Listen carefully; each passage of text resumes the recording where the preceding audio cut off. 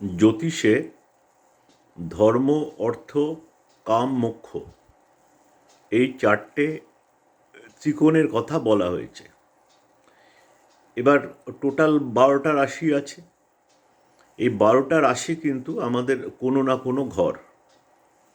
ধরুন যেটা লগ্ন আপনার, সেখানে লিখবেন 1। এবার ওখান থেকে যদি বাংলা মতে বা যদি উত্তর ভারতীয় মতে চার্ট থাকে, তাহলে অ্যান্টি ক্লকওয়াইজ 1, 2, 3, 4, 5, 6 করে লিখতে যান 12 অবধি। আর যদি দক্ষিণ ভারতীয় মতে চার্ট থাকে তাহলে ওটা ক্লকওয়াইজ লিখতে হবে। তো এইভাবে আপনি আপনার 12টা ঘর বুঝতে পারলেন।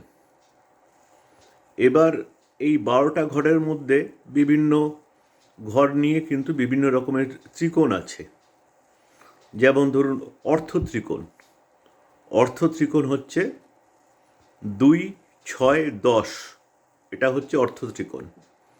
সেরকম মোক্ষ ত্রিকোণ হচ্ছে 4, 8, 12। তো কেতুকে কিন্তু মানে জ্যোতিষে সর্বাধিক শুভগ্রহ ধরা হয়েছে। যদিও কেতুর টাইমে কিন্তু লোকেরা বিভিন্ন প্রবলেম ফেস করে, কেন কেতু কিন্তু সাংসারিক কোনো গ্রহ নয়। কেতু হচ্ছে লেট গো, মানে সব ছেড়ে ছুড়ে দিয়ে তুমি ভগবানের দিকে যাও।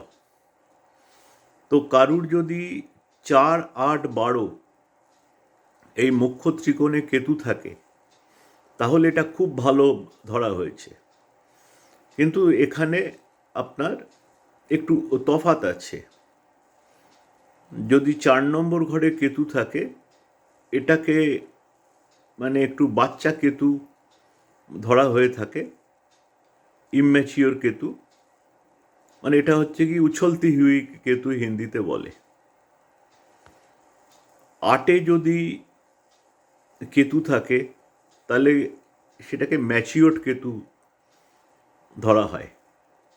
আর 12তে যদি কেতু থাকে তাহলে কিন্তু সে ধরা হয় যে ভগবানের প্রতি একদম মাথানস্তক হয়ে গেছে সেই কেতুর। তো এইভাবে আপনি বিচার করতে পারবেন যে আপনার কেতু ভালো না খারাপ। যদি 4 আর 12তে কেতু থাকে, সেই কেতু ভালো।